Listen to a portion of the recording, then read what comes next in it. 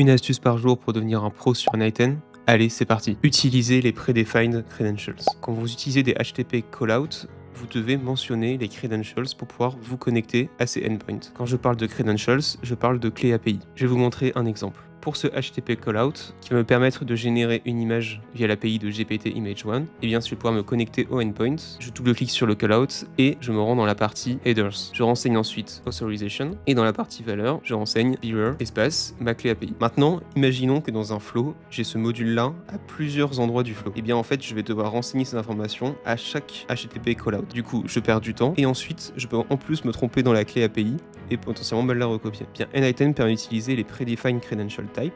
Donc pour ça, je me rends directement dans Authentication, je choisis Generic Credential Type, puis je choisis mon type d'authentification. Donc dans le cas de ce module, c'est un header auth, une authentification par header, et ensuite je peux créer mon credential. Ici, je renseigne les mêmes informations que précédemment, je presse Save, et maintenant, si je crée un nouveau module, du coup ça me permet de conserver mes identifiants, ça me permet d'éviter les erreurs et ça me permet aussi de les retrouver quand par exemple j'ai renseigné une clé API il y a très longtemps et ça m'évite de retourner directement sur le site en question pour récupérer la clé API. Bien sûr, ces credentials peuvent être supprimés en allant dans la partie Overview puis dans la partie Credentials sur N8N. Si tu veux avoir accès à toutes ces astuces directement, eh bien tu peux checker ma dernière vidéo YouTube.